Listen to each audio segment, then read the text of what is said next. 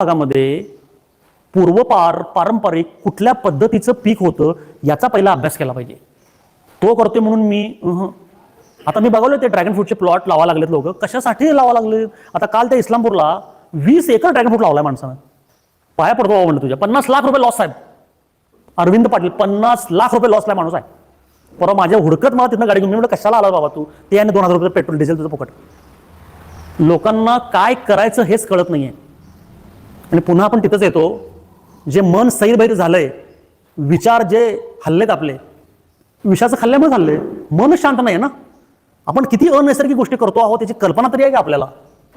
आपली देशी गाय जी आहे ती किती लोकांच्याकडे उरली शिल्लक?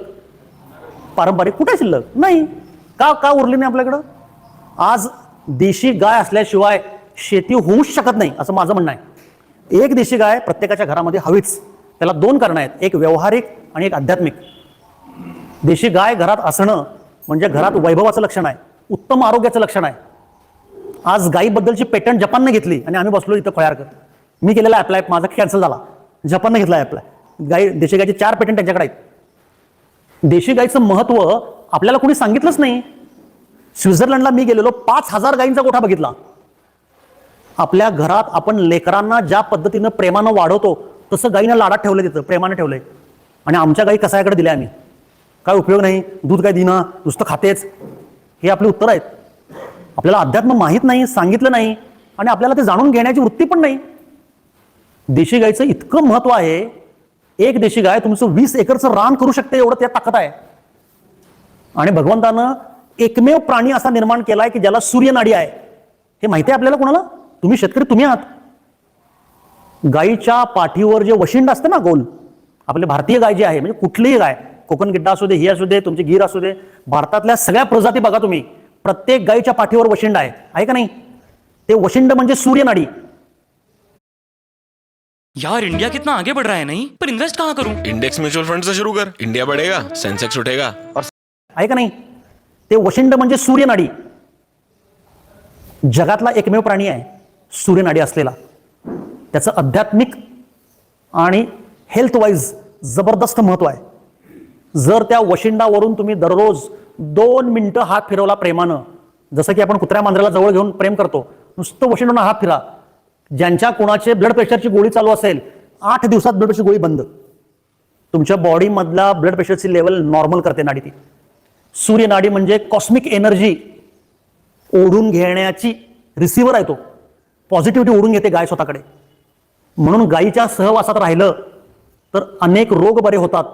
गायी बरोबर राहिलं तर घरचं वातावरण आनंदी होतं, घरात चांगलं आरोग्य होतं.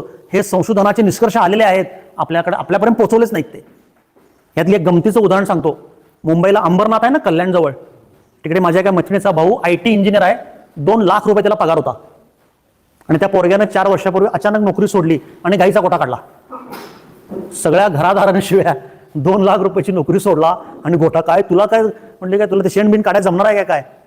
पहिल्यांदा लोकांना काय वाटलं, ते A2 दूध वगैरे आहे ना, आता तूप काय 3-4 हजार रुपये लिटर त्या नादाला लागला काय? दूध बीध नाही म्हटला. बिहारी मुलं 2 ठेवलाय, 20-20 हजार रुपये पगाराची, शेण आणि मूत्र काढायला. आणि मला म्हटलं, मला त्या मैत्रिणी फोन त्याला शिवाय म्हटलं, मूर्खारखं वागालाय. 1 कोटी रुपयाचा फ्लॅट घेतलाय, हप्ते चालू आहेत, काय बोंबला म्हणा. नंतर अर्थ ते आर्थिक अडचणी. मी फोन केला, काय रे दादा म्हटलं, काय दादा तू तिथनं बोललो का म्हटलं, माझं बघायला ये. मी म्हटलं, काय बघायचं गायचं गोठा तुझा? गाय बघायचं, शेण बघायचं, त्याचं पुढं काय असतं? नाही तू बघायला ये म्हटलं. माझ्या कामाच्या व्यापातनं मला 60 महिने जमलं नाही. मी खूप वेळानं गेलो आणि जबरदस्त धक्का दिला त्या पोरग्यानं मला. पत्र्याच्या शेडमध्ये 10 गायी आणलाय, देशी, आपल्या देशी, खिल्लार गाय, म्हणजे दांडगे गिरीबिरी पण नाही. BMW घेतलेला 5 सिरीज, 60 लाख रुपयाची, AC ऑफिसमध्ये बसलाय. हे रे काय म्हटलं, आपलं सगळं मस्त चाललंय म्हटलं. म्हटलं काय गाई, शेतकरी रडायला. म्हटलं माझ्यानं तू काही करायलास, चला म्हणलं दाखवतो. लगेच मागे गेलो, पत्र्याचं शेड, 10 गायी स्वच्छ होत्या. त्या पोरांनी पाणी मामी, असं घाणेरडं काय नव्हतं. आणि त्या गायींच्या मध्ये झोपायची बाजली असतात की नाही, ती बाजली ठेवलेली. मी म्हटलं हे काय? माझ्याकडे पेशंट येतात म्हटला आणि नंबर लावून झोपायला रात्री. म्हटलं काय? तुमच्यापेक्षा जोरात हसलेलो मी. पेशंट तुझ्याकडं? मुंबईमधल्या 10 हॉस्पिटलमधून कॅन्सर पेशंट रेफर त्याच्याकडे रात्री झोपायला. 3000 रुपये एका माणसाने एका रात्री झोपायला. 10 बेड होत्या. मला म्हटलं माझ्याकडे 2 महिने बुकिंग फुल आहे बघा आता, पैसे देऊन. 12 लाख रुपये मिळते म्हटला. म्हणलं काय, कशाला 2 लाख रुपये नोकरी करू म्हटलं. 12 दादा बघ म्हटलं, इझी गाडी मिळेल, ओके. हे काय, गमतीचा भाग सोडा. देशी गाईच्या गोठ्यात राहिल्यानंतर कॅन्सर बरा होतो हे समजून घ्या पहिला.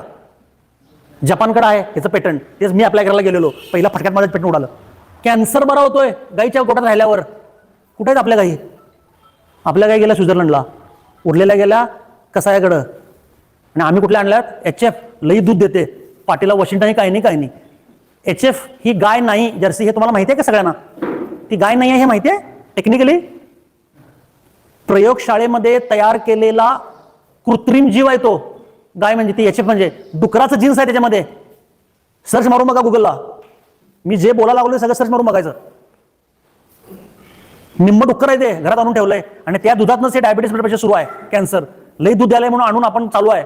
घरात अवदस आणले आणि लक्ष्मी बाहेर पाठवले आणि आपण काय म्हणतोय, शेती परवडना. कसं परवडल? आपलं कर्म आहे ते फेडालोय. विसरू नका माऊली ही गोष्ट. मी सांगतोय गमतीत करायला गंभीर आहे विषय. घरची लक्ष्मी दिली आणि अवदसा घरात आणून ठेवली. HF गाईचं दूध पोरा बाळांना पायापुरतं देऊ नका. परवा मुंबईला, दादरला 10 वर्षाखालील वयांच्या मुलांचा सर्वे केला ABP माझानं. 10,000 मुलांची हेल्थ तपासणी केली. 80% मुलांना डायबिटीस, अंडर 10. टीव्हीला बातमी आहे, माझ्याकडे क्लिप आहे. मुंबईमधल्या 10 वर्षाखालील 80% मुलांना डायबिटीस आहे. पितात दूध जर्सीचं. गाई का म्हणतात, गाई का, मुंबईतलं ते वेगळंच, तबेला पेबेला काय मोठे मोठे शब्द. जर्सी गाईचं दूध. किती प्रॉब्लेम सुरू झाला आहे आज. लहान मुलांना कसले कसले आजार सुरू आहेत. त्यांच्या आया दाबून दूध पी काय, बोर्नव्हिटा, हॉर्लिक्स. अरे ते दूध विषाचं आहे, त्याचं काय. जर्सी ही गायच नाही आहे, डुकरापासून तयार केलेलं क्लोन आहे, प्रयोगशाळेत तयार केलेला कृत्रिम जीव आहे. दूध लई येण्यासाठी अकृत्रिम गोष्ट आहे ती. आणि आपण ते दुधातनं पैसे मिळावेत म्हणून जर्सी गायचे गोटे केलेत लोकांनी.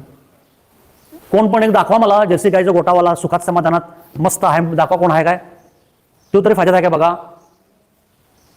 आपण मूलभूत व्यवस्थाच विसरलोय, चांगलं जगणंच विसरलोय. केंद्रस्थानी जगण्याच्या पैसाच आहे फक्त आपल्या. आणि पैसा मिळवण्यासाठी आपण किती अनैसर्गिक गोष्टी करतोय. शिरोळला साहेब मी गेलो होतो, संध्याकाळी 3-3, 4-4 फवारण्या भाजीपाल्यावर. संध्याकाळी वीधभर दोडकं होतं, हे बघा एवढं, हे किती 4-5 इंच असेल ना. दुसऱ्या दिवशी सकाळी एवढं होतं, इंजेक्शन मारलं. हे योग्य आहे? हे नैसर्गिक आहे?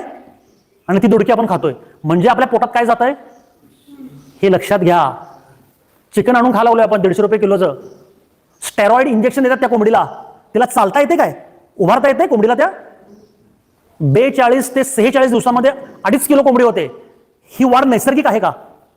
निसर्गता कोंबडी होते? आपल्या घरातली कोंबडी 46 दिवसामध्ये 2.5 किलोची होते काय? 6 महिने लागतात कोंबडी मोठी व्हायला.